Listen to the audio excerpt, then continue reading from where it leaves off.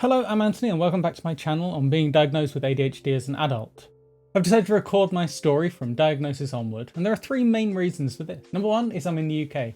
A lot of people I've noticed come from the US. We have a national health service, so this means that things are going to be cheaper for me, but are probably going to take a little bit longer. Number two is that I have the primarily inattentive or distracted type rather than the hyperactive or mixed types that you might be more used to seeing. And number three is I'm a grown adult. I'm 41. A lot of people get diagnosed as children. I didn't get diagnosed until I was 41. In this video, it's been a month since my diagnosis, so I've had a little bit of time to reflect on some things and to form some opinions. So it's been 1 month today. I wasn't meaning to make it precisely 1 month, but it just happened that way.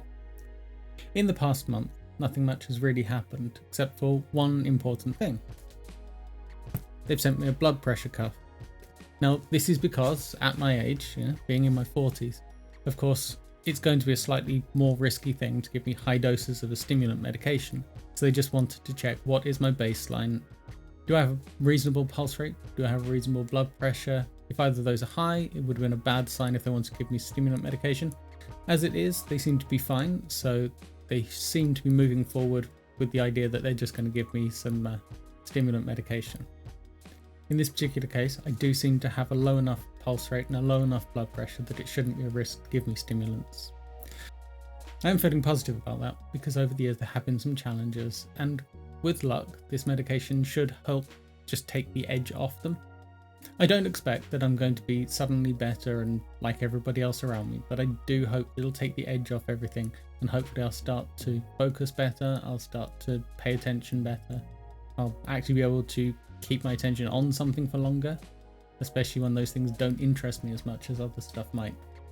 Now, since my last video, I have actually had someone disagree with me. Just the one so far. But she did bring up some interesting points. The first one was, she said, I have a little sister, though her sister's in her 30s now. But she said, I have a little sister who has ADHD. You're nothing like her. You can't possibly have ADHD.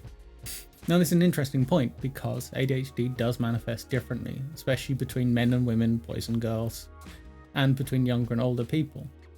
And there are multiple types of ADHD as well. In my case, what I've been diagnosed with is the distracted type.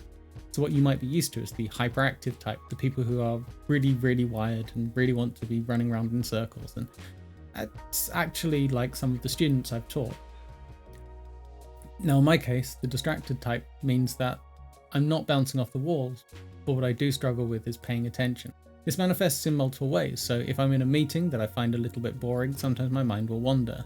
Or sometimes, if there's something interesting happens, I might get distracted by that. I might want to play a new game, I might want to go and investigate a new idea.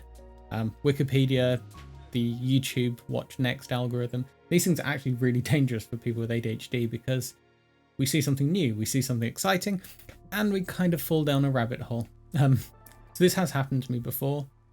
I've thought that I was going to go to bed at 11:30 maybe, and at 2 o'clock in the morning I'm still watching videos on horseshoe crabs and obscure points of physics. The second point my friend made is that when I mentioned stimulant medication, she said to me, no, you shouldn't take stimulant medication. Think about what stimulants do to people.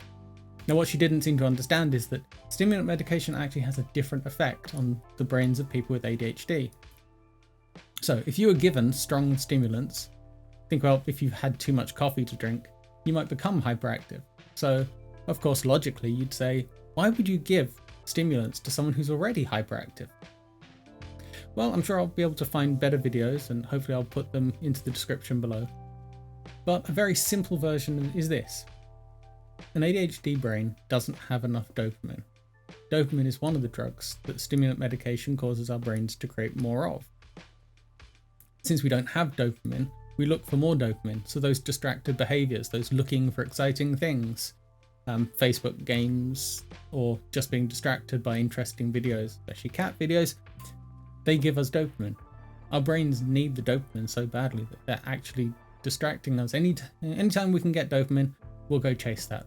That's how we end up falling down a rabbit hole on YouTube. So for a normal person, the stimulant medication promotes even more dopamine. It creates a sense of hyperactivity. In someone with ADHD, what it does is it balances it out. What it does is allows the brain to keep hold of more dopamine in the brain, and so we don't actually seek out more the same way we would otherwise. This is just a short update. Unfortunately, I don't have much more to say at the moment, but I wanted to make sure that I kept track of what was going on, and since it's been a month, this is a good time to check back in. I'm hoping in the next couple of weeks, or maybe in a month's time, I'll check back in and tell everyone how I'm doing and if there's been any progress. If there has been progress, I can talk about what the next steps are.